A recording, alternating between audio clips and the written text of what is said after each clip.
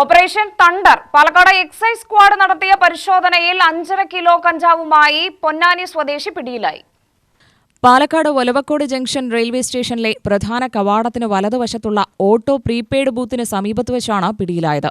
Palakkad excise enforcement and anti narcotic special squad excise inspector Aju P ഷാജിയും സംഘവും Palakkad RPF സംഘവും സംയുക്തമായാണ് പരിശോധന നടത്തിയത്.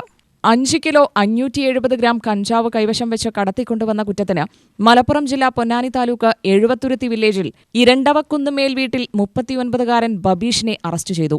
തുടർന്ന് തൊണ്ടിമുതലുകൾ കസ്റ്റഡിയിലെടുത്ത് പ്രാഥമിക നടപടികൾക്ക് ശേഷം പ്രതിയെയും തൊണ്ടിമുതലുകളും അനുബന്ധ കേസ് രേഖകളും പാലക്കാട് എക്സൈസ് സ്ക്വാഡ് ഓഫീസിൽ ഹാജരാക്കി കേസ് രജിസ്റ്റർ ചെയ്തു. RPF ASI Saji Augustine, Sunil, constable Abdul Sattar, civil excise officer N Rajith, U Harikrishnan, M Aneesh എന്നിവർ പരിശോധനയിൽ പങ്കെടുത്തു. UTV news Palakkad.